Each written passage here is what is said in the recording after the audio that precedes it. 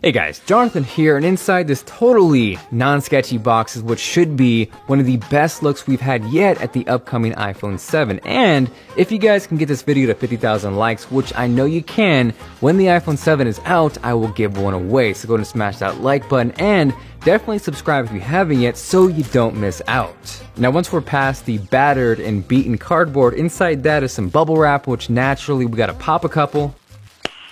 Nice. Beyond that, there is yet again one more layer of bubble wrap, this time colored. And this layer is giving me a slightly harder time because we gotta cut through some tape. But once we get through that and say goodbye to the bubble wrap, here is a case, which is not what we're interested in. So I'm gonna go ahead and toss that aside, and this reveals what looks to be surprisingly a really good looking iPhone 7 clone. Taking a closer look, one of the things I was personally most curious about is whether or not the headphone jack was there, and clearly it is not.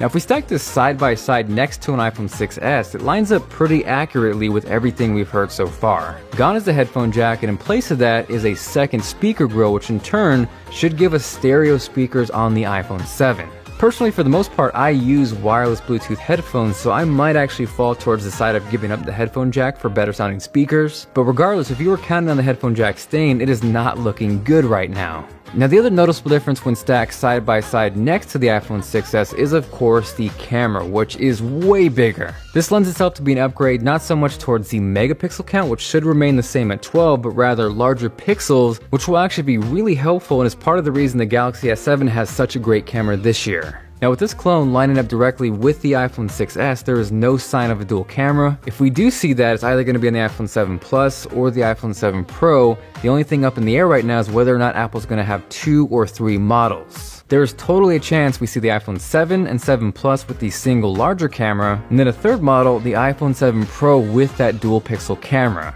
Personally, I wish there was one camera option uniformly across the iPhone 7 lineup, but to have to choose between models for a completely different and better camera is not going to be cool. Now one of the things I was initially negative on and have kind of come full circle is the removal of the antenna bands. Up until this point, we've really only seen renders or low quality pictures which were potentially photoshopped, but now that I have this close up and in my hands, I kind of really like how it looks. And looking at this side by side with the iPhone 6s, I think I definitely prefer the looks of the iPhone 7 clone.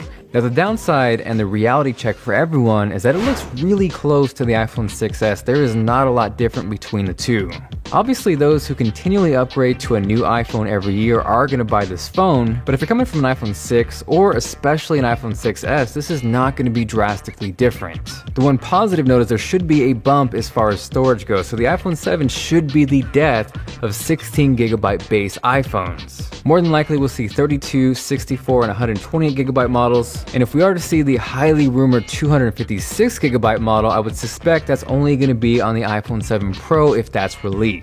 Now by no means does this mean the iPhone 7 is going to be a bad phone. Based off this, I think it's going to look great, it's going to perform well, it's going to take fantastic photos and video, but again, the moral of the story is that it's not going to look that much different than the iPhone 6s. Now if you want to see a more in-depth comparison against the iPhone 6s, go ahead and check out my buddy Austin Evans' video. He's busting out rulers, calipers, and getting deep into it, so you go ahead and click that video here or check out the link below.